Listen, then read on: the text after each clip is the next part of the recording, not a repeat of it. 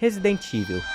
Um dos títulos mais importantes do mundo dos jogos Survival Horror, inovando na sua jogabilidade, cheio de puzzles, zumbis e um controle de tanque que parece que estamos patinando no gelo, né? Caso tu seja uma pessoa desatualizada desde 1996, o que eu acho difícil, Resident Evil ou Biohazard lá pros China é um Survival Horror lançado para PS1, onde vários policiais entram em uma mansão cheia de puzzles que me faz perguntar como alguém morava nessa jossa sem perder a paciência. O jogo na época foi um sucesso que arrecadou milhares de vendas, e ele obviamente gerou sequências. Umas muito boas como Resident Evil 3 e outras nem tanto, né? Mas algo que estava bem perceptível ao decorrer dos jogos é que o terror foi sendo deixado de lado, indo mais pro lado da ação, o que no começo estava bacana ainda, como em Resident Evil 4 e até um pouco no 5, que na verdade eu nem sou muito chegado, mas isso é assunto para outro vídeo. Mas meu amigo, foi em Resident Evil 6 que os devs tacou o pau na mesa e jogou fora o terror, deixando o jogo somente por ação, porradaria, explosão e helicóptero caindo e caos e fogo e quase ninguém gostou. E com razão, né? E obviamente foi aí que os caras de lá do meu da Capcom pensaram: pô cara, geral odiou o nosso novo jogo de terror. Você tem alguma ideia do que possa ser? Bem, deve ser porque o único terror nesse jogo é o número 6, que parece um homem cabeça de girafa botando alguém pra fazer coisas indecentes. Coisas que eu nunca vi o número 6 fazer, né? E foi aí que botaram a mão na massa, chamando uns mano que trampou no Resident Evil Revelations, Fear e até Spec Ops The Line, meu parceiro, pra mostrar porque eles estavam com boa vontade mesmo. E eu sei que vocês estão esperando eu falar da tão famosa e maravilhosa música Go Tell Aunt Rhody, que é uma das músicas mais icônicas do jogo. É impossível você ouvir e não lembrar da abertura maravilhosa que eles fizeram. E só uma curiosidade, essa música passou por mais de 20 versões até ela estar realmente concluída. E depois de finalmente anunciarem o jogo, junto veio uma demo chamada Resident Evil 7 Teaser Beginning Hour, que não fazia parte do game final, com outra pessoa numa casa abandonada e que ainda tinham 3 finais diferentes. E assim, eu não sei muito sobre essa demo, mas o que eu sei é que ela é bem comparável com o PT Silent Hills. E só pra vocês terem uma ideia, essa demo em pouco tempo já tinha sido baixada mais de 2 milhões de vezes. Então eu acredito que os fãs estavam gostando do resultado do game. Não, mas eu não gostei do jeito que eles mudaram meu amado Resident Evil com meus zumbizinhos e controle de tanque. Antes era tudo melhor, que eu jogava no micro-ondas da minha avó enquanto meus pais se divorciavam e blá blá blá. Já entendi, eu sinto muito pela sua infância perturbada. E brincadeiras à parte, né? É claro que vai ter aquele pessoal que não vai curtir o caminho que a franquia tava tomando, mas ela tava realmente precisando tomar um caminho diferente, porque, vamos concordar, não dava pra voltar pros controles de tanque dos anos 90 em pleno 2017. Eles nem sequer arriscariam, pois sabem que se fizessem o jogo desse jeito, ele não ia pegar um público mais novo na franquia. Mas depois de tanta espera, finalmente chegamos no tão aguardado lançamento do jogo, em 24 de janeiro de 2017, para PS4, Xbox One e PC. E é essa obra-prima que vamos analisar hoje. Mas antes de prosseguirmos, você poderia deixar seu like e se inscrever no canal, para dar aquela força para comprar o Cup Noodle de cada dia, né? Também tem um botão valeu demais, que você pode doar qualquer quantia para me dar aquela ajudinha bacana. E por último, mas não menos importante, temos o Instagram, que eu costumo postar um pouco da minha vida pessoal, decidir temas de vídeo por lá e mostrar um pouco do progresso dos próximos vídeos também. Mas enfim, meu nome é Noodle e hoje nós vamos analisar Resident Evil 7, o salvador da franquia que estava quase morrendo e também um dos melhores jogos da franquia de zumbis que tanto amamos. Esse é o som de que vai vir um jogaço pela frente. E você pode até não gostar desse jogo, mas tem que admitir que essa música é fabulosa. Só tem que tomar cuidado com o volume do seu jogo quando for jogar, ou então você vai tomar um susto antes mesmo de começar.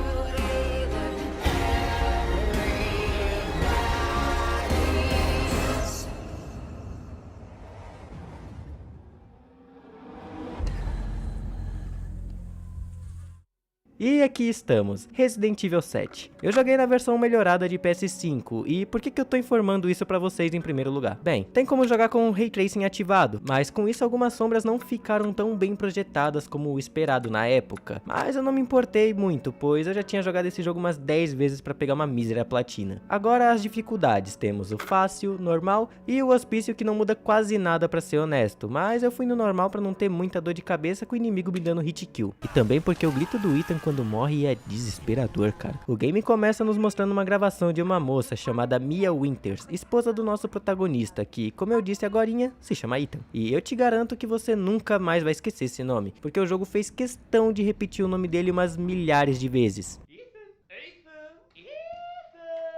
E repare que a Mia tá dizendo que está fazendo um serviço de babá e que tá uma bela chatice do cacete. Mas o que a gente não espera é que essa gravação tem 3 anos e ela ainda não tinha voltado. Tanto que o Ethan já tinha até considerado que ela tinha ido de arrasta, meu parceiro. Mas simplesmente do nada ele recebe uma nova gravação da mesma, dizendo que não deveria ter mentido pra ele e mais pra frente o jogo vai explicar melhor essa situação toda. No fim, ela ainda mete uma puta frase de efeito dizendo pra ele ficar longe. Logicamente pra dar um tchan na parada toda, né? E é óbvio que o Ethan vai parar lá em Duvey, Louisiana, que foi de onde veio essa tal mensagem dela. E então, finalmente começamos a jogar. E bam! Reparamos em algo bem diferente dos seus antecessores. O jogo agora é em primeira pessoa, ao invés de ter câmera no ombro do personagem, como antigamente. O que eu particularmente gostei. Uma galera diz que essa mudança foi por conta que a Sony queria fazer uma versão jogável no PlayStation VR. Mas é bait isso aí, pois quando a Sony chegou com isso pra Capcom, eles já estavam no meio do desenvolvimento do jogo. E também esse nem é o primeiro Resident Evil em primeira pessoa, né? E aqui a gente vê outras mudanças, como os gráficos, mas não só de beleza que eu tô me referindo, mas de tudo um pouco, sabe? Compara com Resident Evil 6 ou até o Revelations, que é um pouquinho mais pra frente. Eles estão usando uma engine nova chamada de Re-Engine, que por mais que pareça pelo nome, ela não é usada só pra Resident Evil. Por exemplo, o maravilhosíssimo Devil May Cry 5 também usa essa engine e é um estilo de jogo totalmente diferente. E enquanto a gente tava falando abobrinha sobre gráfico, engines e tals, o Ethan vai entrando pra dentro da floresta a fim de encontrar alguma coisa. E além de alguns bichos mortos e podres, ele se depara com isso.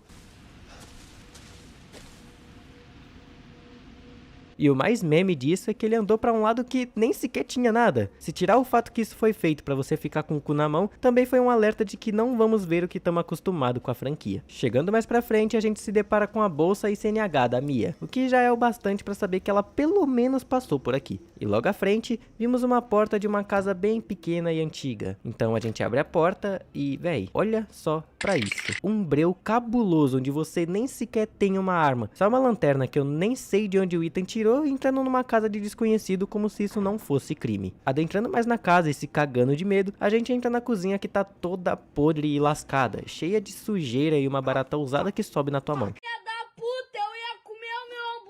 E andando um pouco mais pela casa, a gente encontra uma fita VHS e uma TV com o reprodutor necessário. E como não tinha mais caminho pra ir, a gente decide assistir ela. Quando fazemos isso, a gente assume o controle da pessoa que tá gravando. E aqui a gente vê uma espécie de programa falido, onde eles entram em lugares supostamente assombrados e tudo corre bem. Tirando essa bela bicuda e o repórter ter pisado na merda, ou seja lá o que ele pisou. Mas então eles percebem que o tal do Andrew sumiu. Então lá vamos nós procurar ele, né? Então a gente descobre pela fita que dentro da lareira tem uma alavanca escondida, que abre uma passagem para uma área subterrânea da casa. E adivinha só, o Andrew tá justamente lá, mas não na sua melhor situação, né? Depois disso a fita acaba e voltamos pro controle do Ethan, que puxa a mesma alavanca para prosseguir. E depois de umas caminhadas ele encontra a sua esposa, tirando uma sonequinha numa cela. E ela parece estar meio perdida com o tempo e falando nada com nada, pelo menos até o momento. Então ela vai te guiando até uma suposta saída que ela diz que tem, né? Enquanto isso, o Ethan quer parar tudo para fazer uma terapiazinha de casal. Pô, qual é, cara? Você viu um fantasma, animais mortos no mato e uma fita VHS de gente morrendo. E você ainda acha que tá suave parar aí pra conversar? Pelo amor, né? Mas o fim é triste, pois no final desse caminho não tem mais saída e a Mia fica malucona procurando. Então a gente vai atrás de procurar uma saída por aí. Mas nem é preciso, porque a do Caps aí achou uma porta falsa e some do nada. E meu parceiro, quando você encontra essa mulher de novo, parece que ela saiu do filme do Exorcista, véi.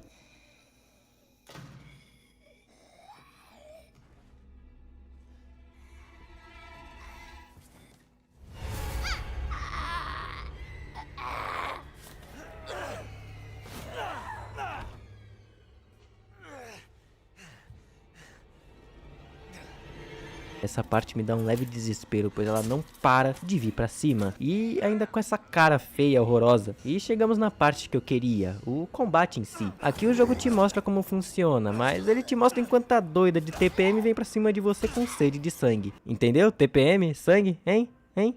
desculpa. Aqui no game temos o ataque, obviamente, que não tem segredo. Apertou sem mirar, é um golpe leve, segurou o botão de mirar junto, dá um ataque mais forte e carregado. E claro que temos a sua melhor amiga nesse jogo, a defesa. Pois pensa num bagulho OP. Tinha marmanjo reclamando do Leon segurando motosserra com faca no Resident Evil 4 Remake. Aqui o desgraçado do Ethan tanca quase tudo, simplesmente botando o braço no meio e fazendo um movimento de dorzinha no braço. Parece eu quando queimo o dedo com a panela no fogo. Mas no meio dessa treta, a gente meio que leva ela de vala e o telefone toca. Onde outra mulher fala com a gente, tentando nos ajudar com esse BO que a gente se meteu. Mas infelizmente, quando a gente desliga, nós perdemos a Mia de novo. E antes que eu me esqueça, no meio dessa bagunça toda, tem uma garrafa que é a suposta cura do jogo. E pô, com certeza deve ser um tipo de Estus Flask que o Ethan bebe e...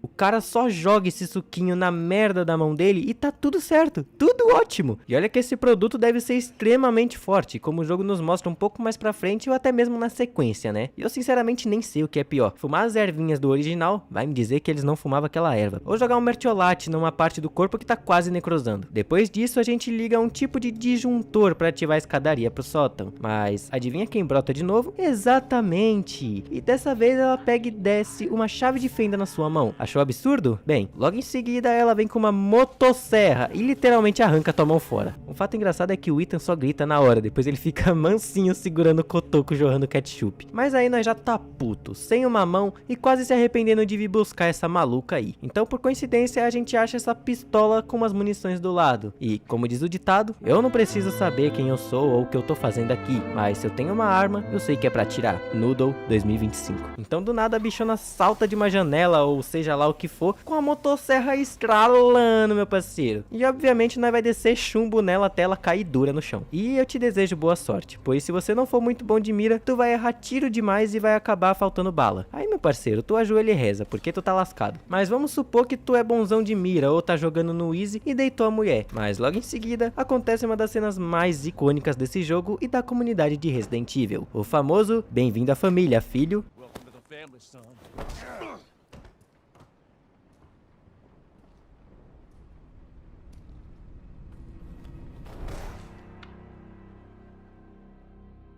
Sim, a tal da mulher do telefone, vulgo Zoe, tá pregando sua mão decepada com grampos. Se o Ethan não ia morrer antes, agora ele vai, e é de tétano. E aqui, meus telespectadores, estamos de frente com a tão famosa e memorável família Baker. Um velho não muito paciente, uma véia malucona que cozinhou restos humanos pra gente e que tá todo mundo comendo como se fosse normal. O filho deles, que parece que é maluco desde sempre, spoiler, ele é, mas depois eu explico melhor. E essa idosa, que se você soprar ela, ela vira areia. Depois de uma discussão que resultou em xingamento pra cacete e um braço do Lucas, a gente fica sozinho na cozinha, que é a nossa oportunidade de escapar e agora sim começar de verdade Resident Evil 7. Pois é, esse é basicamente o começo desse jogo. Eu demorei pra falar o enredo básico do game, porque eu considero que o jogo começa só agora, já que o restante do jogo se passa nessa mansão e tal. A outra você volta uma última vez, então é bem descartável. Então agora bora pra parte que não me agradou 100%, que foram os controles. E antes que me julguem, os controles na versão de PS4 são simplesmente perfeitos,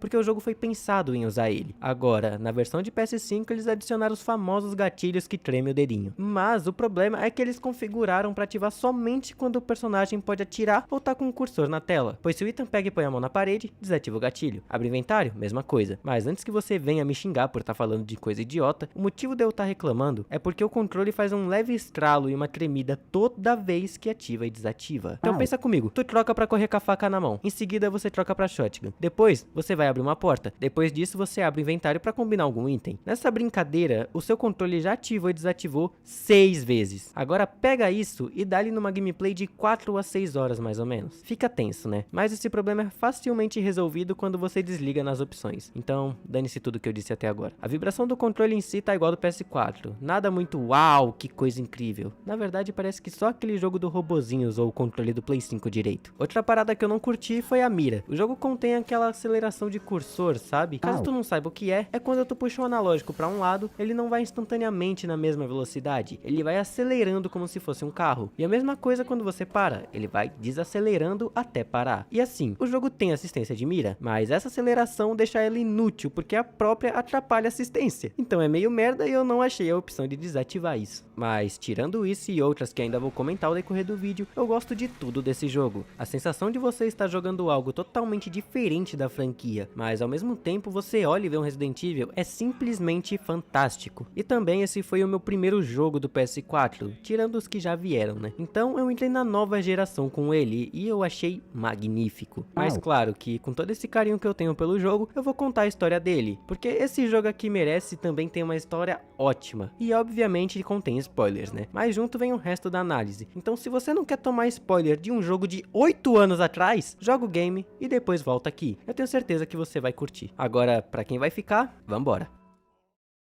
Vamos lá, já avisando que a história não está tão detalhada assim, até porque é bem mais complexa do que você realmente imagina. Depois de sairmos da cozinha e ter uma bela perseguição do Jack, a Zoe liga pra nós novamente. E quem é Zoe afinal? Ela também é filha dos Bakers, e ela explica que ela, junto com todos os outros da casa, estão infectados com uma bactéria, incluindo obviamente a Mia. E essa bactéria meio que deixa eles meio lelé da cuca, sabe? E também explica que a gente precisa pegar um tal de soro pra derrotarmos esse tipo de bactéria, que não vai ser uma tarefa tão simples, né? Então aparece um policial que foi investigar a casa, pois havia várias ocorrências de pessoas desaparecidas nesse exato local. E obviamente o Ethan vai pedir ajuda, mas o guarda em sua posição e sem entender nada que tá rolando, ele não pode fazer muita coisa além de dar um canivete michuruca como defesa até chegar na garagem. E ignorem o fato de eu já estar totalmente equipado com esses itens na minha gameplay. Esses itens são de NG e não estão disponíveis na primeira play. Normalmente você só vai ter essa faquinha até o momento. E ao chegar na garagem, o policial começa a questionar que bagunça que tava rolando. Até que isso acontece.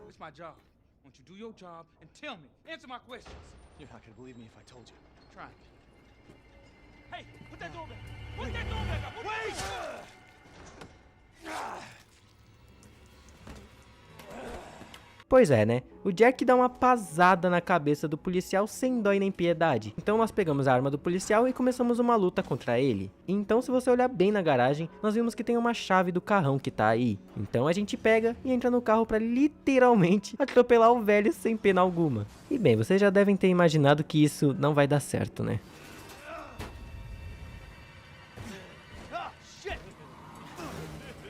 O cara literalmente assume o volante e começa a bater o carro em todos os cantos da garagem. Mas assim, o Ethan podia parar isso facilmente, já que é ele que tá com o pé nos pedais. O Jack só tá com a mão no volante. Mas enfim, roteiro é roteiro, né? Eles param no meio de umas vigas de ferro. E como o Jack é insano, tu já até imagina o que vai rolar, né?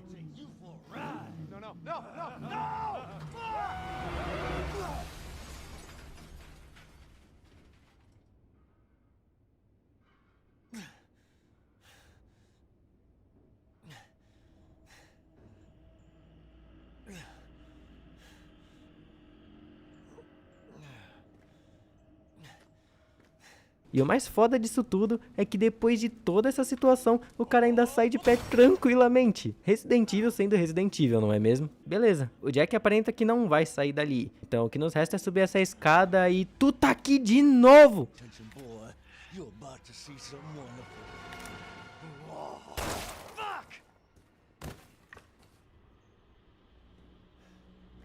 Depois dessa batalha, a gente vai pra uma sala com a famosa porta que precisa de 3 chaves, vulgo essas cabeças de dog aí. E bem, 2 são de muito fácil acesso, você consegue pegar elas na mesma hora. Agora, a última delas, você tem que descer lá na sala de dissecação, que meu amigo, pra tu chegar lá, vai ser um rolezinho bacana, hein? E antes disso, nos deparamos com um puzzle recorrente nesse jogo. O puzzle se baseia em pegar uma forma toda esquisita e colocar entre esses projetores de luz. E seu objetivo é fazer com que a sombra vire parte do desenho que falta nesse quadro. E pode até parecer difícil, mas depois que você entende, tu resolve com menos de 5 movimentos. Por exemplo, olha o meu tempo resolvendo essa jossa. Eu não passei dificuldade nem na primeira vez. E isso é uma coisa bem negativa nesse jogo. O que os outros Resident Evil têm de forte nos puzzles, esse aqui não tem quase nenhum. E quando tem, é essa coisinha simples ou outra baboseira que não vai te levar nem 30 segundos. E bora pra fita antes que eu me esqueça dela. Aqui mostra a visão da Mia fugindo da Margaret, mulher do Jack. E eu suponho que eles tenham acabado de sofrer a mutação da bactéria ou estavam em um estado avançado. Mas essa fita é meio que um filler, porque a gente vai ver a Margaret já já ir na mesma área. Aqui é só pra mostrar que a Mia foi pega pela véia ruim. A caminho da sala de dissecação, a gente se depara com os inimigos comuns do jogo, que tem o nome de mofados. Cara, olha a movimentação e ataque deles. Isso não lembra outra criatura, não? tá na cara que eles copiaram o Regenerator, e não teria problema nenhum se eles pelo menos fizessem ele ficar tão assustador quanto. O Regenerator tinha aquela respiração que fazia até o homem mais másculo e cheio de testosterona sentir um puta cagaço. O bicho era forte, e se você não tivesse a visão de calor então, se prepara, beleza? Agora aqui, eles parecem eu quando eu vou dormir de madrugada e acordo cedo no dia seguinte. Todo molenga, lento. Vai um cafezinho aí, irmão? Um energético, sei lá? Um cristal do bom? E chegando na sala de dissecação, encontramos a última peça para abrir a porta. O nosso idoso favorito Jack pega a peça e leva para um lugar mais chatinho logo à frente.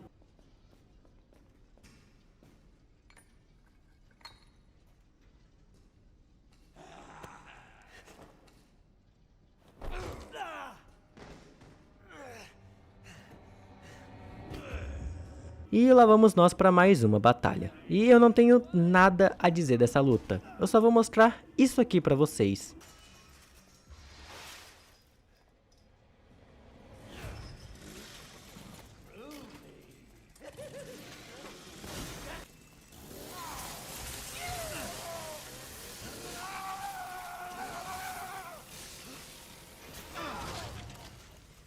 Eu preciso falar mais alguma coisa? Essa cena já não te convenceu o suficiente de que essa luta é muito foda? Pô, você é uma pessoa difícil de impressionar, hein? Depois disso a gente vai até a porta e finalmente saímos da casa principal, porque ainda temos algumas coisinhas pra fazer, né? Chegamos em um trailer onde vai ser tipo um lobby, já que ele fica bem no meio de todas as áreas do jogo. Esse trailer também é onde a Zoe mora e eu não sei porquê, mas tem um sutiã que você pode pegar e ver bem de perto. Capcom sendo a Capcom, né? A gente recebe mais uma ligação da Zoe, dizendo para irmos até a Casa dos Fundos, onde tá a Margaret e o suposto soro que cura toda essa bactéria zoada. Mas é claro que para termos acesso ao soro, a gente vai ter que passar pela Margaret, que é chata demais com esses insetos que spawnam da lanterna dela. Mas assim, ela é chata nos primeiros 5 minutos que você vê ela, porque depois você pega um fucking lança-chamas, meu parceiro. Hell yeah, bora torrar tudo. Inclusive, logo após chegarmos na suposta sala do soro, ela dá um jumpscare na gente e joga num buraco e começa a mandar um monte de inseto gigante pra cima de você.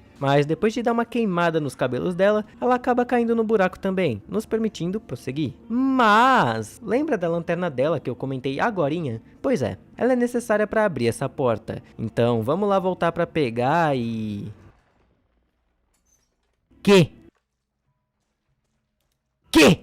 A véia maluca virou uma espécie de aranha, onde o seu ponto fraco fica nessa região, no mínimo estranha, mas vamos concordar que a aparência dela ficou realmente muito boa para um jogo de terror. E essa batalha não tem muito segredo não, é descer os pipocos nela enquanto ela escala as paredes e tomar cuidado para não ser pego costa por ela, até porque a arena favorece muito mais ela do que você. Mas depois de encher a o ponto fraco dela de tiro, ela vira esse tipo de cinzas e nunca mais aparece. Sério mesmo, nesse game só pode ser considerado morto o que virar esse pó de giz aí. E depois de você pegar a lanterna, você vai pegar o soro num tipo de quartinho infantil, que por sinal você até vê uma criança. Mas depois eu explico quem é essa guria aí, você já até viu ela, mas não na forma de uma criança. Voltando pro trailer, a gente recebe uma ligação do Lucas dessa vez, dizendo que sequestrou a Zoe e a Mia junto com a outra parte do soro, e diz que para conseguir tudo isso de volta, a gente tem que entrar no celeiro que ele encheu de testes e armadilhas. Parece que tem alguém querendo pagar de Digsal aqui, né? Você tá no game errado, meu parceiro, eu já fiz review do jogo dos Jogos Mortais. Aliás, se você quiser ver, ele tá aí no card, beleza? Entrando no celeiro, a gente se depara com o primeiro teste, que é enfrentar esse inimigo novo. Mas assim, ele também não tem nada demais. Só é gordinho e vomita essa coisa aí. Parece até o Boomer do Left 4 Dead.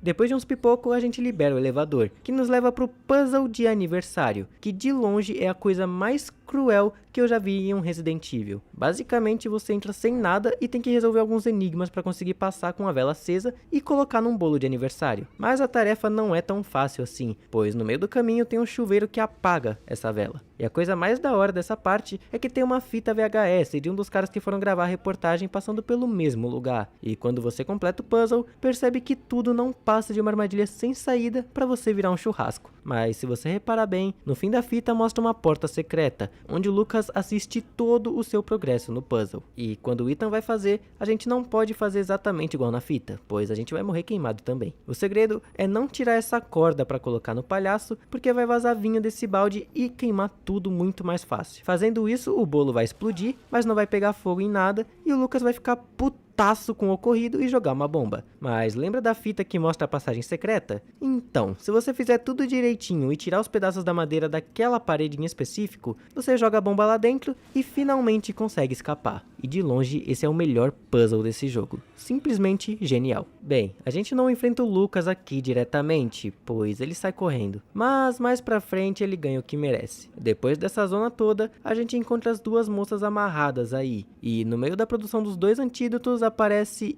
isso. Hey, one of those is mine.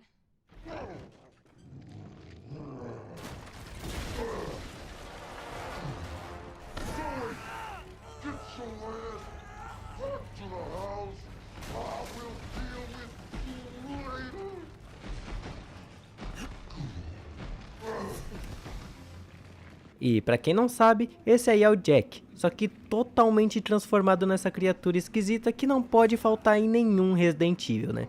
A batalha é bacana, mas é simples também. Só atirar nesses olhos aí que já era. E aqui que ferra um pouco, pois depois da gente ser pego por ele, a gente tem que usar um dos soros pra derrotá-lo de vez.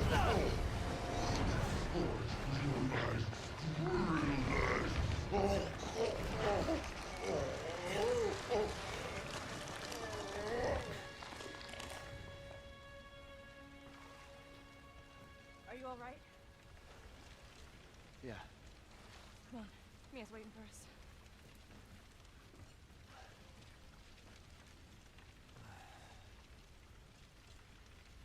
Chegando nas duas mulheres com apenas um antídoto, você tem que fazer a sua escolha. Sua esposa que você tanto ama e procurou por anos, ou a mulher que praticamente salvou sua vida, te guiando no meio desses loucos, falando pontos extremamente importantes. Foda-se, nós vai escolher a Mia porque esse é o final canônico, se fode aí, otária. Depois dessa escolha, a Zoe fica indignada com a situação, mas ela ainda compreende. E o Ethan ainda tenta confortar ela dizendo que vai voltar com a ajuda necessária. Enquanto estamos no barco, o Ethan começa a questionar as coisas de novo, mas dessa vez eu não vou julgar, pois aparentemente estava tudo seguro. Bem, como eu disse, aparentemente. You're okay. The hell was that?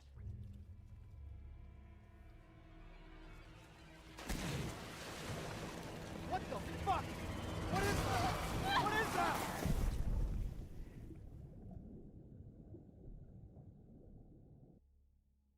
Mommy. This way.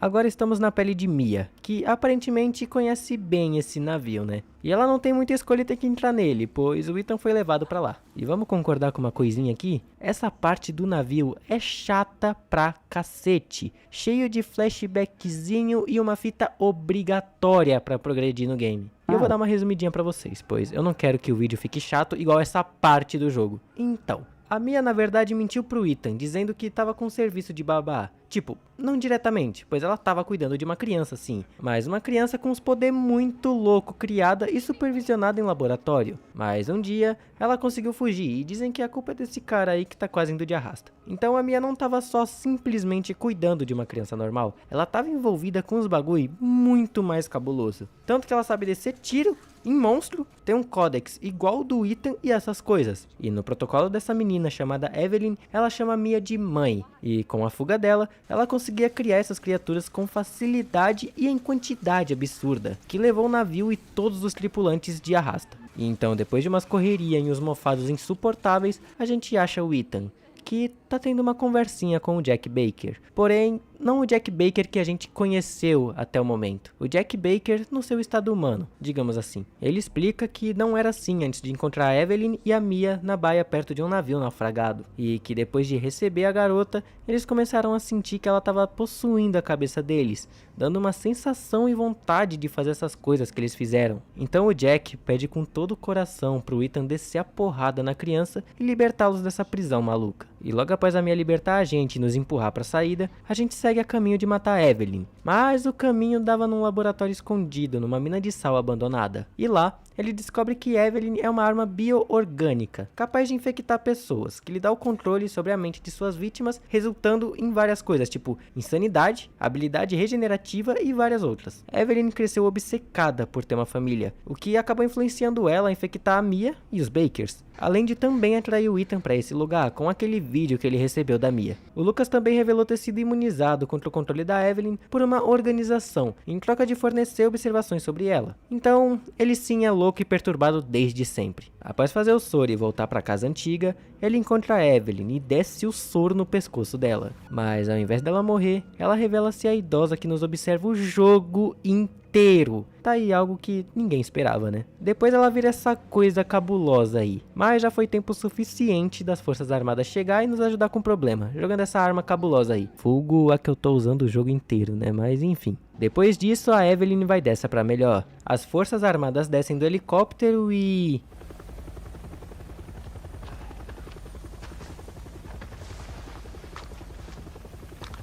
Chris Hadfield? Que? O design dele tá bem diferente do Resident Evil 6, né? Uma cara mais nova e menos musculoso. Porque vamos concordar que o Chris do Resident Evil 5 tinha mais braço do que cabeça. Depois dessa visita inesperada, Ethan e Mia são levados por um helicóptero e tem um final feliz e canônico pro próximo game. Mas caso você acabe escolhendo o outro final, acontece que o Ethan vai embora sozinho e toca o último áudio da Mia no seu telefone. E em seguida, vai embora. Sendo assim, o final de Resident Evil 7. Pelo menos na história principal, porque depois acontecem mais coisas na DLC Not a Hero, onde a gente encontra e derrota o Lucas com o Chris, e na DLC End of Zoe, onde o irmão do Jack salva a Zoe 2 semanas depois do ocorrido do jogo principal. Mas no fim de tudo, o jogo é esse. Pra mim, esse é o meu segundo Resident Evil favorito, perdendo só pro 4 original. A história tem um ótimo desenvolvimento e a gameplay é muito divertida, que influencia bastante no fator replay do game, o que todo jogo da Capcom faz muito bem, né? E a minha nota pra ele é sem dúvidas um 10 redondinho, e com certeza é um dos jogos que eu vou rejogar mais vezes no futuro, mesmo já tendo zerado inúmeras vezes. Eu espero que você tenha jogado o jogo antes de ver essa review, pois senão você acabou tomando spoiler de 90% do jogo, tirando algumas partes não muito relevantes que eu tirei do roteiro do vídeo. Mas ainda assim é um ótimo jogo e que você deveria jogar se curte um survival horror. Stores tomorrow, and it's making a lot of noise. There's an international outcry against it. Manhunt 2 is so violent, it's been a violent video game pulled from store shelves. Manhunt 2 has been the target of criticism since its release a week ago. It is some of the most horrific, senselessly violent stuff you've ever seen. Tudo começou lá em novembro de 2003, com o lançamento de Manhunt, um jogo que conta a história de Eeyore Cash, um criminoso que estava esperando ser executado no corredor da morte, mas ao invés disso, ele acaba sendo forçado a participar de uma série de filmes para um produtor de filmes snuff. Caso você não saiba o que é isso, filmes snuff são filmes que mostram cenas reais de mortes ou assassinatos de uma ou mais pessoas, então tu já deve ter imaginado o nível do bagulho. E assim, eu não recomendo buscar por filmes desse gênero, pois digamos que não é algo muito autoestima ver isso numa terça-feira à tarde. Beleza, agora tu sabe que filmes snuffs é basicamente o começo do Portal Zacarias. Agora, imagina um jogo feito só disso. Será que foi bem aceito naquela época? Claro que não, cara. O jogo foi proibido em vários países por conta do seu conteúdo extremamente explícito e violento, o que atrapalhou um pouco nas vendas do jogo. E ainda por cima, um ano depois o jogo teve ligação com um assassino real de Stephen Pakira, de 14 anos, por seu amigo Warren LeBlanc, de 17, lá na Inglaterra, pois a polícia encontrou uma cópia do jogo no quarto de LeBlanc e, para piorar ainda mais, a mãe da vítima disse: "Eu acho que eu vi alguns amigos de Warren dizendo que ele era obcecado por esse jogo. Se ele fosse obcecado por isso, poderia muito bem ser que os limites para ele se tornassem bastante nebulosos." Enquanto o pai de Stephen acrescenta com: "Eles estavam jogando um jogo chamado Manhunt. O modo como Warren cometeu o assassinato é como o jogo é definido, dando pessoas usando armas como martelos e facas. Há alguma conexão entre o jogo e o que ele fez." E ele ainda completa: "O objetivo do Manhunt não é apenas sair e matar pessoas. É um jogo de pontuação onde você aumenta seus pontos dependendo de quão violento é o assassinato. Se esses jogos influenciam as crianças a sair e matar, então nós não queremos que as lojas vendam esses tipos de jogos. Então, pensa comigo como se estivesse em 2004. Depois do jogo ter sido banido e estar envolvido em polêmicas extremamente graves, você acha mesmo que eles iriam lançar uma sequência disso? Bem, chegando em fevereiro de 2007, a Rockstar anuncia Manhunt 2 com a promessa de ser ainda pior que o primeiro no quesito violência. E claro que a mídia não ia ficar só chupando o dedo, né? O ativista Jack Thompson jurou proibir o jogo e abriu um processo contra a Rockstar no intuito de banir Manhunt 2 e GTA 4 por incômodo público. Mas depois de umas tretas aqui e ali entre esses dois, o jogo conseguiu ser lançado para PS2, PSP e o Wii quase no final de 2007, em alguns países com algumas alterações que eu vou comentar mais pra frente, e em outros adicionando uma classificação mais 18, proibindo a venda para qualquer pessoa menor que essa idade. E bem, por mais que no título tá escrito que eu analisei a versão de PS2, eu joguei agora a versão de PC, que foi lançada alguns anos depois, que, por sinal, a Rockstar retirou o jogo das lojas e também não relançou em plataformas mais atuais, como fez com o primeiro. Então, se tu for jogar no PC, vai ter que virar um pirata, se é que me entende, né? Mas antes de você sair do vídeo puto comigo, eu já joguei a versão de PS2 quando eu era mais novo. Eu só preferi a versão de PC, pois tem como pôr legenda em PTBR e é mais fácil de gravar com uma qualidade melhor. E também porque eu não manjo muito de emular PS2 e não tenho placa de captura para gravar direto do meu PlayStation 2 para vocês. Então, me desculpe. Mas acredite, a versão de PC vai ser bem mais interessante de mostrar para vocês, já que ela lançou originalmente sem censura nenhuma, meu parceiro. E antes de continuarmos, eu quero que saibam que eu vou começar a fazer lives lá na Twitch. E lá eu vou jogar uns jogos e bater um papo com vocês. O link vai estar no comentário fixado junto com o meu Instagram, beleza? Mas enfim, meu nome é Noodle e hoje nós vamos analisar Manhunt 2, a sequência banida da Rockstar e com certeza um dos jogos mais violentos do PlayStation 2.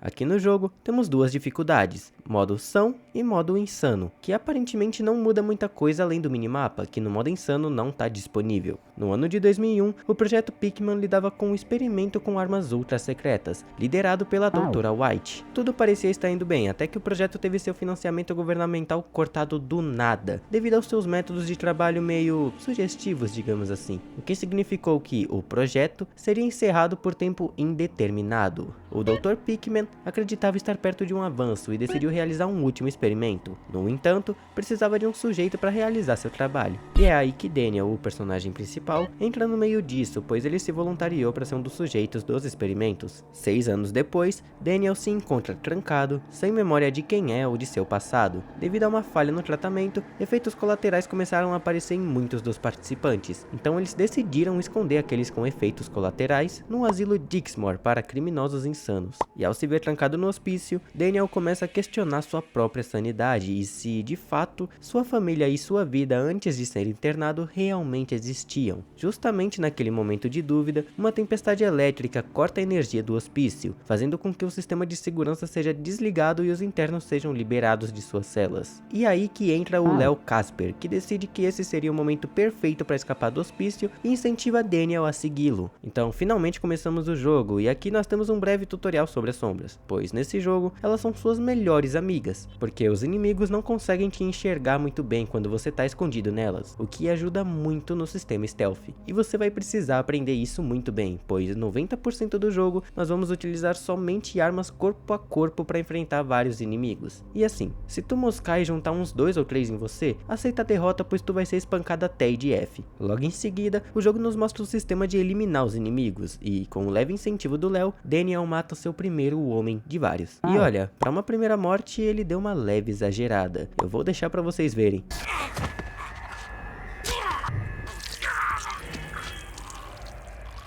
Agora dá pra entender a controvérsia desse jogo, não é mesmo? Seguindo mais pra frente, o jogo nos ensina mais coisas como sair no soco com os coleguinhas, fazer barulho e jogar item pra atrair os inimigos, e a fazer mais tipos de aniquilações. Mas como assim aniquilações, Noodle? Quando você tá nas costas de um inimigo e seu personagem tá numa distância adequada, ele muda a posição dele pra mostrar que você tá preparado pra aniquilar alguém. E temos 3 medidores com diferentes tipos. Quando o medidor tá branco, vai ser uma morte mais rápida e sem muita pontuação. No amarelo é o meio termo, uma morte um pouco mais elaborada e ganhando mais pontos de estilo. E agora temos o medidor vermelho, que é o mais demorado para carregar e também o mais brutal de todos, onde o Daniel faz uma execução muito mais pesada que a dos outros medidores e ganha muito mais pontos, mas ao mesmo tempo é mais difícil de fazer, pois o inimigo precisa sempre estar de costas para você realizar. Então, se ele virar, tu vai receber um belo carinho dos malucos desse jogo.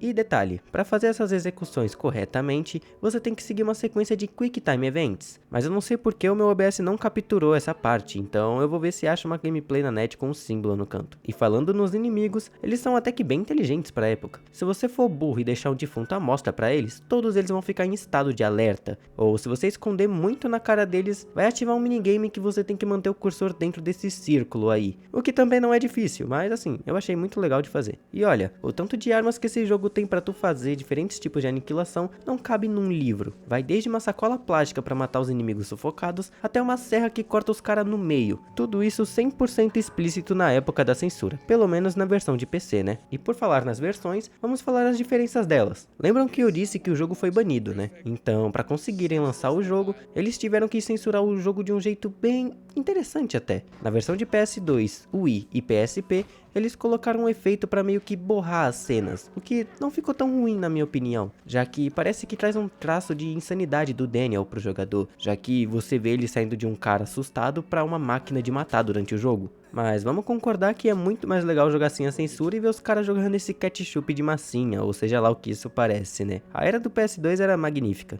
Então, em 11 de setembro de 2007, a IGN lançou uma comparação entre a versão de Manhunt 2, classificada apenas para adultos, e a versão censurada no Nintendo Wii. E por mais que o jogo estava semelhante à versão de PS2, eles tiveram que remover uma aniquilação que o personagem arranca as bolas do inimigo com um alicate. Nojento mesmo, mas também é muito massa de ver. As outras animações violentas receberam o mesmo filtro da versão do PS2, então tirando a castração de alicate, o jogo é o mesmo. Até que do nada, no mesmo ano, um funcionário da Sony Computer da Europa vazou na net uma cópia do jogo sem censura para PS2, o que obviamente fez o cara ser mandado embora. Ah, mas eu só tenho a versão de PSP e PS2 com censura e eu quero jogar com violência explícita e goré. Se acalma, meu amigo, pois uns manos também descobriram que se fuçar num código dentro dos arquivos do game, essa censura consegue ser removida. Isso também funciona na versão de Wii, então se você manjar como craquear e tiver o jogo original, você pode testar isso. Até porque também, se você tiver um console piratão, eles já lançaram na net uma versão craqueada com a censura removida, então não vale a pena o esforço caso tu não tenha a versão original. E bem, as notas do jogo foram meio divididas comparado ao primeiro jogo. A versão pro Wii recebeu uma pontuação média de 65% de acordo com Metacritic, enquanto as versões de PS2 e PSP receberam 67% e 69%. Em 2009, a versão para PC foi lançada e foi muito melhor recebida no geral, pois aquela coisa de vir sem censura e com conteúdo removido da versão de consoles, como aniquilações, favoreceu muito para a nota dessa versão. E em lugares como a IGN e Nintendo Power,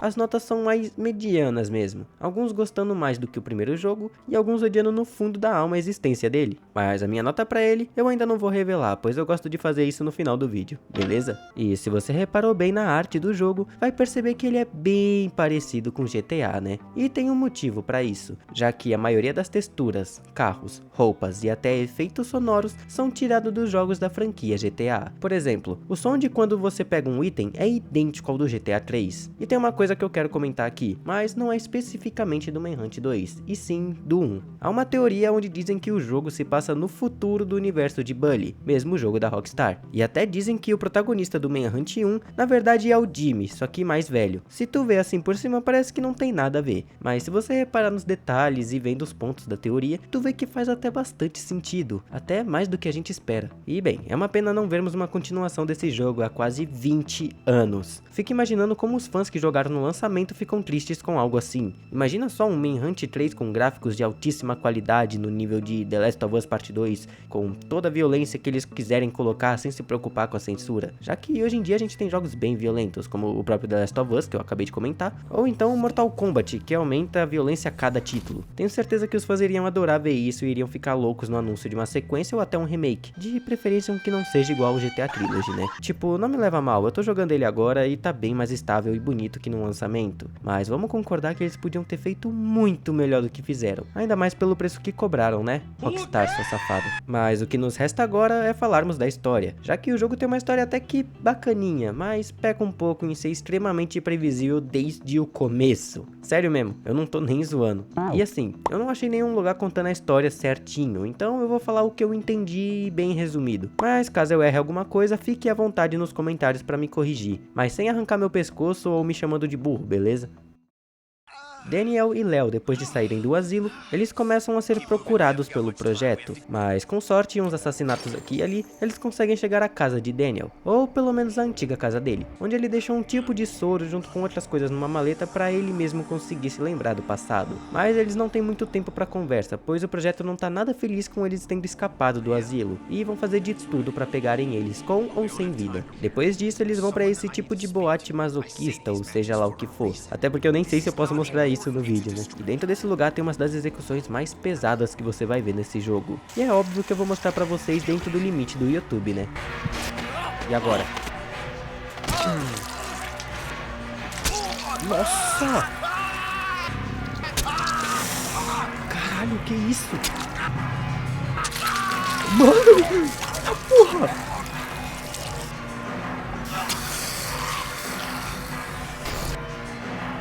Caralho! Meu Deus, mano!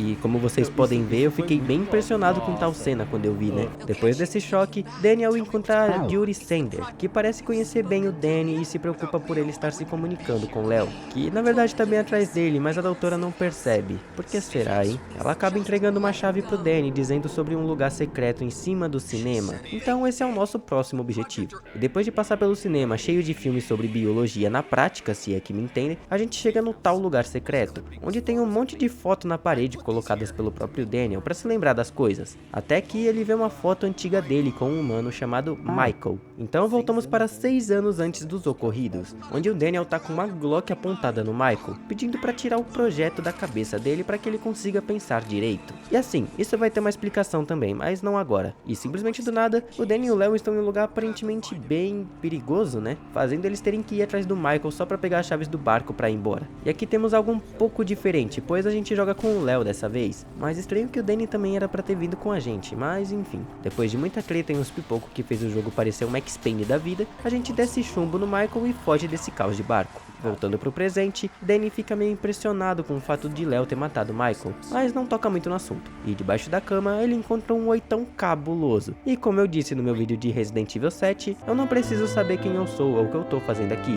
mas se eu tenho uma arma, eu sei que é pra atirar.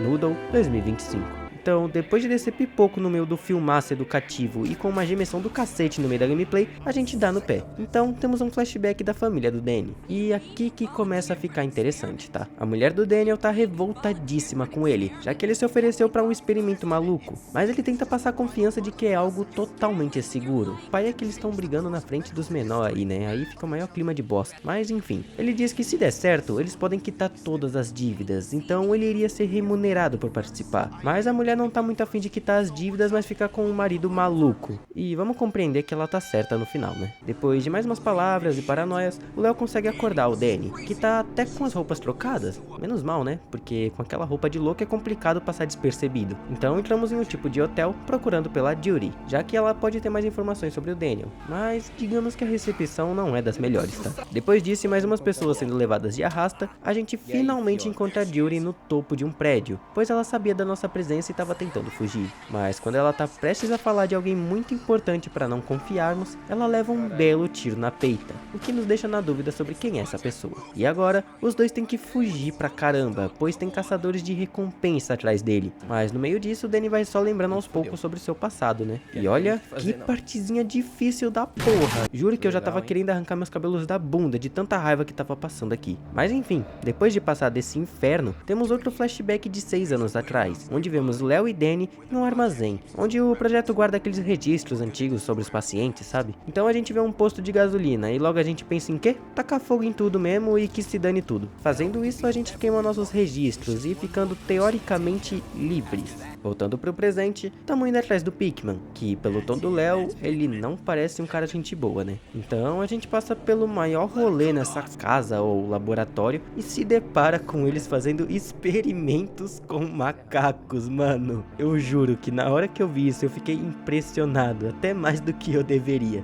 E no meio da procura do Pickman, a gente tem uma lembrança ao ver a logo do nosso programa de TV favorito. E cara, só analisem essa cena e ignorem eu falando no meio da gravação, eu esqueci de desligar o mic nessa cutscene.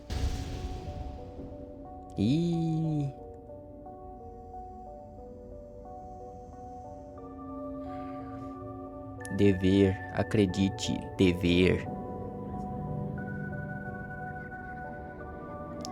Amor ou ame. Quem que é essas pessoas, cara? Acredite.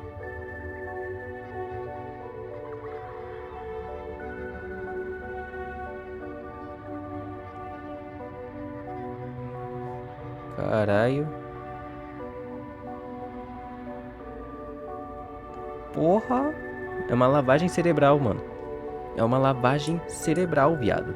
Literalmente isso. E fizeram essa lavagem cerebral no Daniel, cara.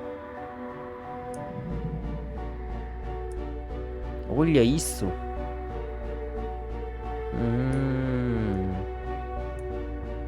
Lust. O que é Lust mesmo? Eu esqueci o que porra é Lust. Fear, hate, lust, fear, hate.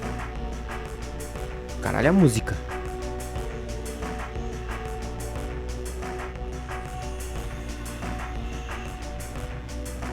Nossa! Acredite. Caralho, os caras fazem uma lavagem cerebral fodida mesmo, mano.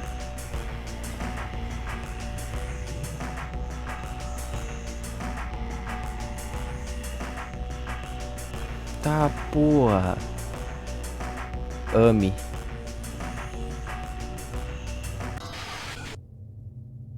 Pois é, né? Como eu disse 1 milhão de vezes na gravação, o Daniel sofreu uma lavagem cerebral, fazendo ele perder a noção do que é certo e do que é errado. Tanto que a lavagem começa mostrando o correto e depois vai meio que distorcendo, fazendo ele amar a violência e o Léo. Mas como assim o Léo? A gente tá quase desvendando essa parte misteriosa sobre o que cacetes esse cara é. Então, aguardem. Depois disso, a gente encontra o tal do Pickman e dá uma tranquilizada nele. Então o Léo pede pra assumir dali, pois o Danny pode ser meio medroso pra esse tipo de coisa. Então tu já até imagina o que vai rolar, né? Então o cara pega e amarra o Pickman. Mas, repara comigo aqui. O doutor olha pra cara dele e ainda o chama de Danny.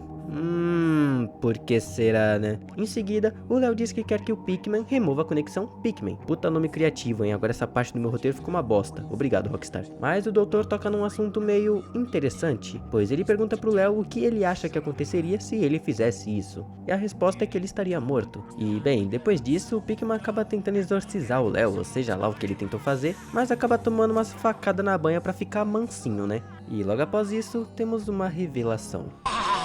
Michael, is he ready to go? Motor muscles at rest. Pupillary dilatation complete. Dr. White, pass me the sample carrier marked Leo.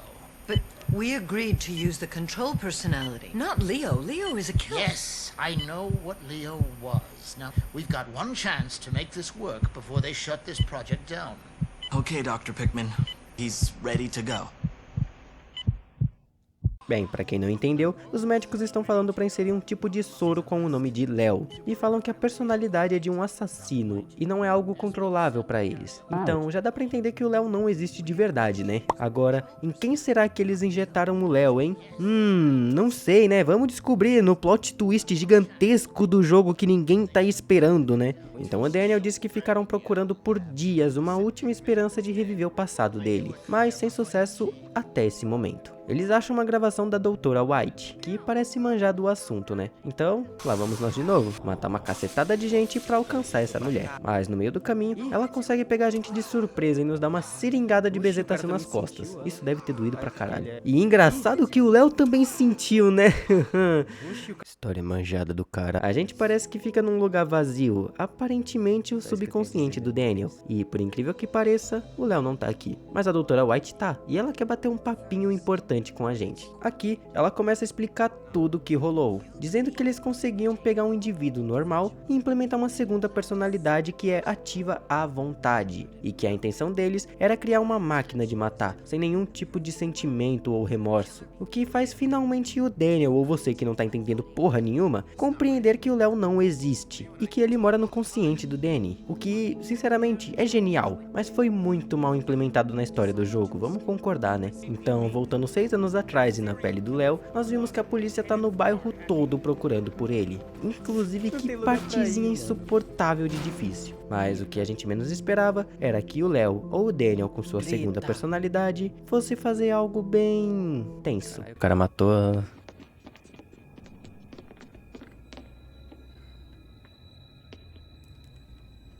Daniel, you will not remember anything before this moment. You will not remember us being here. You will never speak to Leo again. Caralho. Daniel matou a esposa ou algo assim, foi? Isso mesmo, Noodle. Você ainda tem dúvidas do que, cara? Então o Pikmin fala pra levar ele embora e queimar a casa, pra apagar as evidências.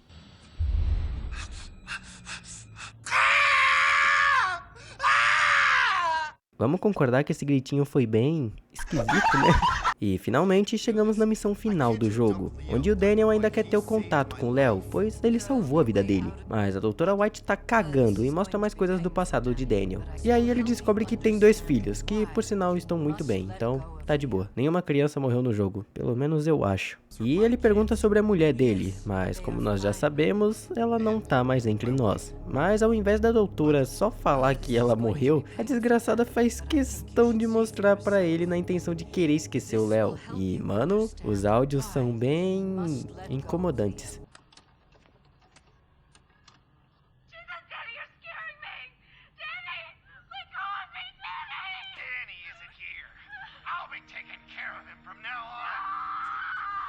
Nossa.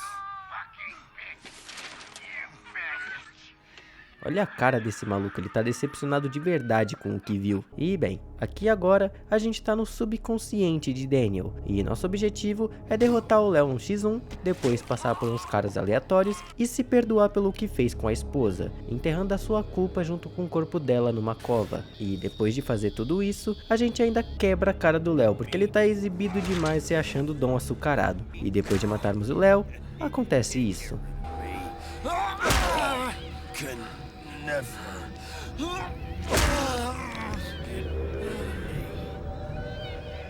My name is Daniel Lamb. My name is Daniel Lamb! Meu jogo crashou. Não, não é possível. Não é possível, não é possível. Eu tô há horas jogando esta merda. Não é possível que agora o jogo vai simplesmente só crashar. Resetou a missão inteira. Resetou a missão inteira.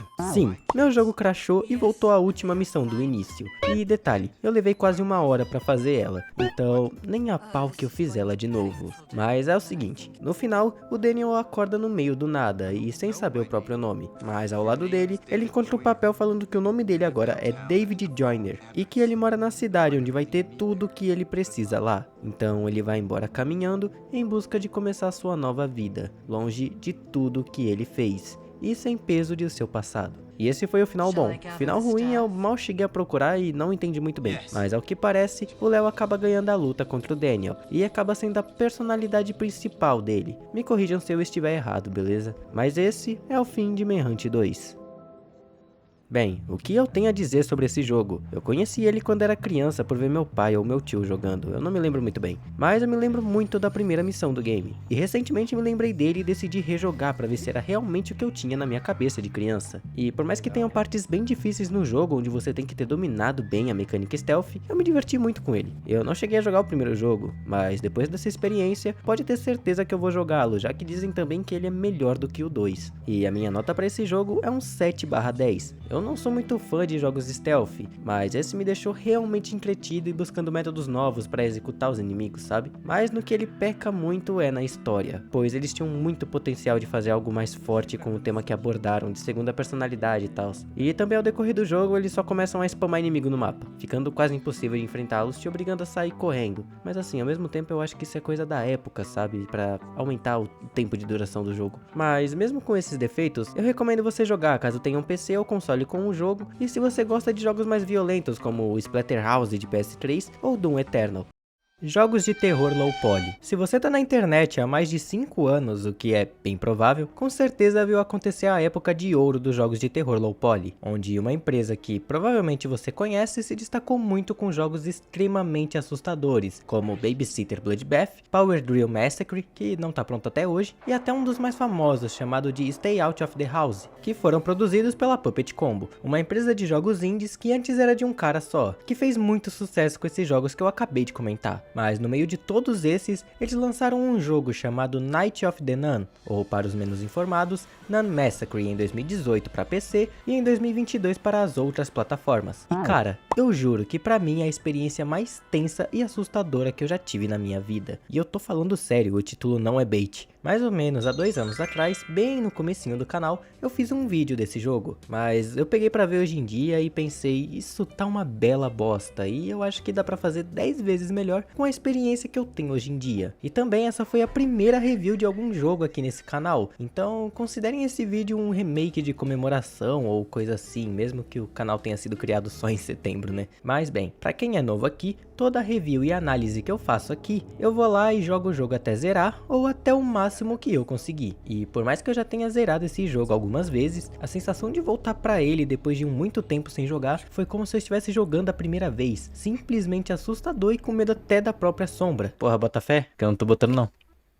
Pode ir, vai. Vai logo, vai. Juro pra você que depois desse susto eu fiquei até anestesiado, a alma chegou a sair do corpo. E é esse jogo que vamos analisar agora. Mas antes não vai esquecendo de se inscrever e deixar o seu like, pois isso ajuda demais, né? E caso queira ver a produção dos vídeos e um pouco da minha vida pessoal, tem o meu Instagram. E agora eu vou começar a fazer live lá no site roxo, meu parceiro. Tá achando que? Lá eu vou jogar uns jogos e bater um papo com vocês de vez em quando. Então segue lá pra não perder, porque eu vou começar logo em breve. E por último, uma menção às pessoas que acertaram o tema do vídeo lá no meu Instagram. Um salve pro leooli.art, eu acho que é assim que fala, e pra DF Beca, que acertaram de primeira, mano, meus parabéns. E se você quer aparecer nos próximos vídeos, é bom você ficar ligado lá no meu Insta, beleza? Mas chega de enrolar e vamos pra tortura, né? Meu nome é Noodle, e hoje nós vamos analisar Nun Massacre pela segunda vez, o jogo que me deixou surdo e com muito medo de freira.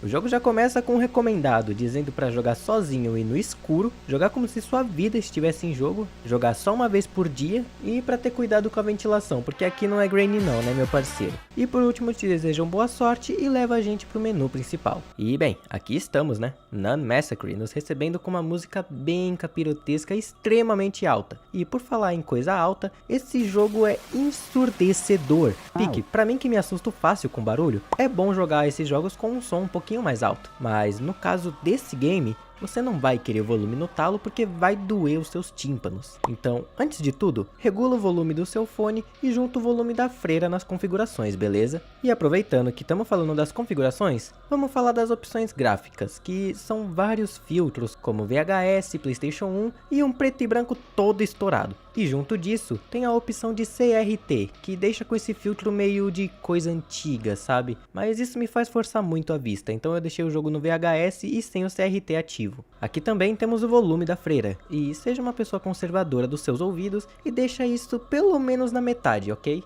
Uma configuração curiosa é que tem como desativar os sustos, o que é meio suspeito, né, já que o jogo foi feito para você tomar susto, então por que você iria querer desativar isso? E também tem como desativar a estática, que é um efeito que dá na tela quando ela tá por perto, então eu recomendo deixar ativado, por mais que nesse susto meu ela nem fez isso, mas já eu vou te explicar o porquê. Saindo das configurações e finalmente indo jogar, a gente se depara com os modos de jogo, dificuldades e seleção das fases. Até porque essa é a versão definitiva do game, que lançou depois do jogo base, onde vem só umas 3 fases a mais e uns perseguidores diferentes. Então depois a gente vai dar uma olhadinha nisso. Aqui a gente tem como ativar a localização aleatória dos itens, o que é bacana quando tu já sabe tudo de cabeça e acha que ainda não sofreu o suficiente nesse jogo. E aqui onde vai medir a sua aura, as dificuldades, meu parceiro. Tem desde um modo onde não tem freira para você que é cagão, até o modo extremo onde a freira parece um carro de Fórmula 1, te mata com um tapa e tudo isso com um mapa 10 vezes mais escuro. Tipo, sério mesmo, o jogo normal já é escuro pra porra sem o isqueiro iluminando. Agora imagina mais escuro que isso. E como eu não sou doente da cabeça de ir no extremo,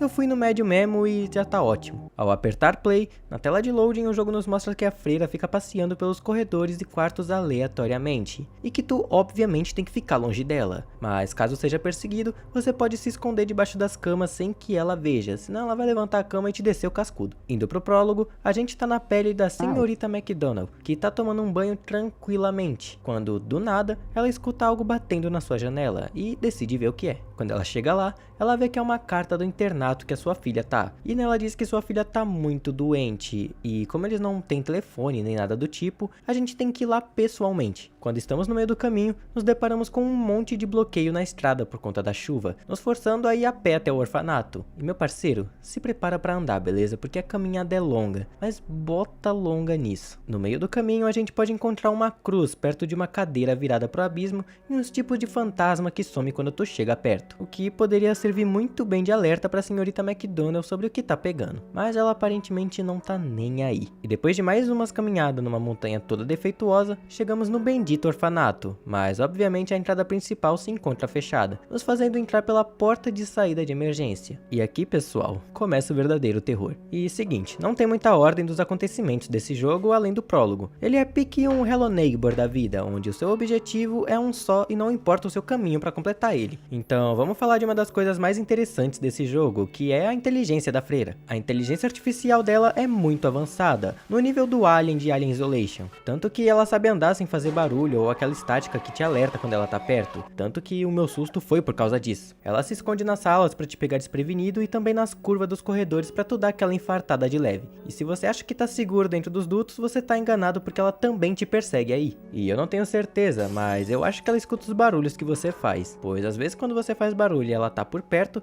ela vai direto na sua direção. No vídeo do canal Blind Fire, ele mostra mais sobre a interação da freira com o mapa, os teleportes que ela faz e tal. Sim, ela pode teleportar pelo mapa. É super interessante e eu recomendo ver o vídeo dele caso tu manje um pouquinho do inglês. E bem, sobre o mapa em si, é um orfanato de 5, 6 andares mais ou menos, com o último sendo a escola e um tipo de igreja. E pelo mapa você encontra adultos que interligam as áreas e são obrigatórias caso tu queira alcançar alguns finais do jogo. Porque sim, esse jogo tem múltiplos finais, mas só 2 podem ser considerados definitivos de verdade. Mas calma lá que depois a gente fala disso, beleza? No mapa também tem dormitórios, um andar só para atendimento médico, banheiro, cozinha e outras salas que você vai sair correndo feito louco caso dê de cara com a freira, o que vai acontecer muito, mas para liberar todas essas salas a gente tem que coletar alguns itens, e aqui nós temos um isqueiro como o primeiro item do jogo e serve pra tu enxergar as merda que tu tá fazendo, né? Um radar pra detectar se a freira tá por perto, que nem sempre você pode confiar nele porque às vezes ele não é tão preciso e tu se lasca. Aliás, esse item não tá disponível no modo extremo, tá? Você tem que se lascar sem ele. E o resto são itens pra progredir nos puzzles, como chave de fenda, martelo, peças de manequim, mas aqui tem o item mais destacável de todos, e é um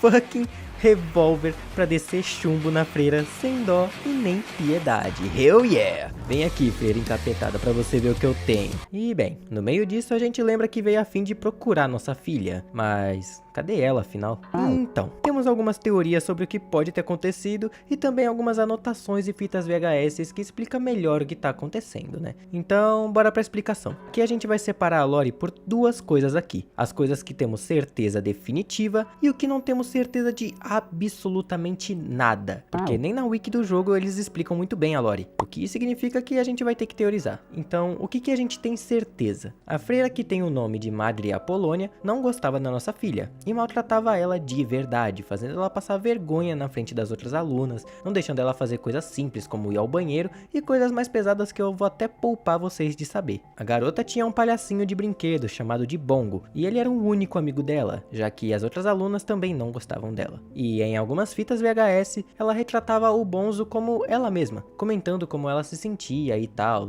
E olha, eram uns pensamentos bem pesados e assimilados com aquilo que começa com S e termina com Sídio. E lembrem bem disso, porque isso é importante pro futuro, tá? Agora, no que não temos certeza, há algumas teorias que apontam que a sua filha, na verdade, é a própria freira que te persegue, e que a Madre Apolônia não tá mais nesse estabelecimento, e que a garota foi tão maltratada por ela que acabou birutando de vez ou coisa assim. Mas essa é uma teoria mais geral e aqui eu vou mandar a teoria que eu acho que aconteceu de verdade. Em alguns momentos do jogo, a gente encontra uma garotinha fantasma que aparece e depois some rapidamente. E em um dos momentos que a gente encontra ela tá com um colar feito de corda, se é que me entendem. Isso acontece exatamente no quarto onde encontramos o revólver, o que me deixa ainda mais confiante de que essa garota é a sua filha, pois como a gente pode ver nas fitas, ela já tinha pensamentos de acabar com o sofrimento que ela passava por lá. Mas eu estaria mentindo se eu dissesse que não tem um furo na minha teoria, pois se ela tinha uma arma, por que ela preferiu usar a corda, né? E outra coisa, quando chegamos no orfanato, ele tá abandonado, mas por quê? Sendo que recebemos a carta e vamos na mesma hora que lemos ela. Bem, nesse caso, temos duas coisas que podem ter acontecido. A senhorita McDonald acabou se dirigindo para o internato errado, digamos assim, o que vamos concordar que é muito improvável, até porque quem é que erra o internato onde a própria filha está? É praticamente impossível. E aqui a teoria que eu mais acredito. A Madre Apolônia acabou ficando insana da cabeça, deixando todas as irmãs assustadas e abandonando o local junto com as alunas, e deixando o lugar só para essa freira maluca. Eu poderia até dizer que ela matou todo mundo, mas se você reparar bem, o orfanato não tem uma gota de sangue, então nem sequer faz sentido. E uma coisa que eu reparei e eu vou colocar nessa teoria, no vídeo do Blind Fire, ele mostra que no quarto da casa da senhorita McDonald tem um volume na cama, como se tivesse alguém lá deitado, sabe? Tanto que no modelo da cama tem pés descobertos, mas ignorem o fato de estarem da mesma cor do lençol da cama, tá? Eu acho que não era intencional. E se repararmos bem, tem moscas rodeando essa cama, o que representa que não tem algo cheiroso ali. Então vamos lá, na carta que recebemos diz que nossa filha tá doente, e assim, ela realmente deveria estar doente, tanto que a McDonald foi lá buscar a filha dela, mas depois de já buscar a garota e deixá-la em casa, ela acabou não resistindo e veio a falecer. Então em um tipo de momento de luto, a McDonald acaba tendo um tipo de alucinação onde recebe a carta novamente e se dirige pro orfanato, mas não um orfanato onde a sua filha estudava, e sim um orfanato abandonado, onde tem esse fantasma de uma freira perambulando os corredores. E algo interessante, o fato do internato estar abandonado pode ter sido um incêndio, pois em um dos andares a gente vê que os quartos têm uma madeira mais gasta, o que pode representar que algo aconteceu para ocorrer um incêndio e acabar falecendo uma das freiras de lá que não conseguiu sair a tempo. Enquanto as outras são transferidas para outro local, Madre Apolônia, a freira que não escapou, continua perambulando por lá com sede de raiva ou coisa assim. E eu acho que só deve ser raiva mesmo, porque pra estar com uma faca desse tamanho na mão tem que estar muito puto. E em um dos finais, vulgo considerado canônico, a McDonald se enterra viva. E se você juntar com a carta que ela escreve no final antes de se enterrar, me faz pensar que ela enlouqueceu com o ambiente assombrado ou ela apenas perdeu a razão de viver após a perda da sua filha. Mas e você? O que acha dessa teoria? Caso tenha alguma teoria para compartilhar, fique à vontade nos comentários que eu vou ler e comentar o que eu achei dela. Caraca, eu até me lembrei da época dos Analog Horror, onde eu bolava essas teorias e vocês comentavam o que achavam delas. Bons tempos. E bem, antes que eu me esqueça, temos os finais, que no total são 5. O primeiro, que é você caindo nesse arame bem no comecinho e a freira te mata logo em seguida. O segundo, você tá andando nos dutos até cair num buraco. Aí do nada a freira aparece e te mata sufocada com esse vômito de sangue, ou seja lá o que é isso. E o terceiro final, você anda em um dos dutos apertados até ficar totalmente preso, quando de repente aparece esse Max Steel pelado aí e te atropela. Esses 3 finais que eu disse não são considerados finais de verdade, tanto que se você fizer eles, o jogo não contabiliza que você realmente zerou o jogo. E agora vamos pro final verdadeiro. E nesse final, a senhorita McDonald meio que enlouquece da cabeça e acaba se enterrando viva, como eu disse mais cedo lá na nossa teoria. E é bem triste esse ser o final verdadeiro, né? Uma mãe desistindo da filha e ficando louca com o ambiente. É muito triste. E o final bom? Você chega numa sala onde tá o palhaço Bongo e a freira num tipo de berço. E então, você pega o galão de gasolina, derrama nela e taca fogo, como se fosse um tipo de vingança. E bem, digamos que esse é o jogo base. Não tem muito o que comentar, já que o jogo não tem um desenvolvimento contínuo ou algo assim. É mais a sua gameplay mesmo. Cada pessoa vai jogar de um jeito diferente. Mas você se lembra que eu comentei no começo do vídeo que tinha um conteúdo extra da versão melhorada? Então, vamos dar uma passadinha nelas pra ver, né? A primeira fase bônus é um circo, onde tem até uma explicação de como as vítimas foram parar nesses lugares. E nesse caso, nós vemos que a garota ia amava quando era a época de circo e ela ia pra cidade aproveitar com seus amigos. Mas simplesmente do nada, um homem agarra ela e a leva até uma van, onde acertam ela com algo na cabeça e ela acaba acordando nesse lugar. E olhando bem, é o mesmo mapa do jogo base, mas com texturas diferentes, incluindo a freira, o local dos itens e o lugar que você começa o jogo e tal. E todos os níveis adicionais seguem a mesma base, só muda a textura, o perseguidor, os itens e seu spawn point. De resto, é o mesmo jogo. Temos também o mapa da fábrica, onde um grupo de jovens estavam acampando na floresta, até que no meio da noite, um deles acorda e vê uma criatura matando John, um dos jovens que estavam acampando. Então a gente corre pra caramba até chegar num edifício, mas mal sabia a gente que esse era o principal local do assassino. E pelo que eu li na wiki do jogo, diz que é uma leve referência ao perseguidor do Power Drill Massacre, mas ele não parece nem um pouquinho o perseguidor de lá, né? Mas enfim, não foi eu que disse isso, foi a wiki, tá? E o último mapa são as Backrooms, onde temos um cara com uma vida normal indo em direção ao trabalho e acaba tropeçando naqueles vão de calçada e acaba caindo nas Backrooms, onde tem uma criatura que parece um glitch te seguindo. E bem, eu não joguei muito desses mapas, pois como eu disse, é basicamente o mesmo jogo. E eu achei que não valia a pena eu tomar susto pra caramba de novo, só porque o mapinha tá com skin diferente e o perseguidor também. Mas é bom caso você queira um replay do game com algumas diferenças, sabe? Eu achei interessante.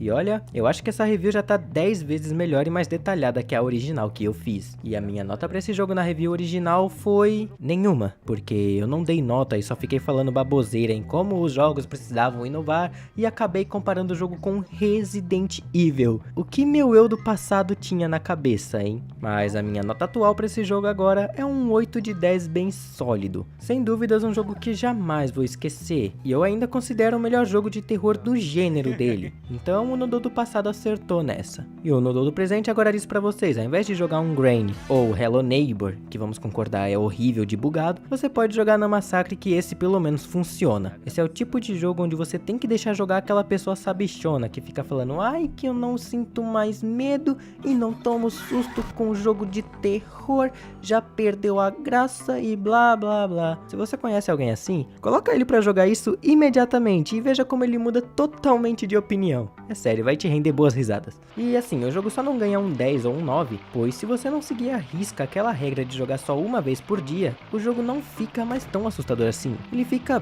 bem tranquilo até, porque sei lá, parece que você vai se acostumando com o jumpscare, com as imprevisões da freira, você vai começando a decifrar o jeito que ela funciona, sabe? Mas agora, se tu seguir à risca essa regra ou ficar meses sem jogar, que foi o meu caso, tu vai infartar igual eu infartei nesse jogo. Mas ei, não esquece de seguir na Twitch e no Instagram, hein? Se inscreve aí também pra ajudar a gente, pois o vídeo vai acabando por aqui. Então, até a próxima. Tchau!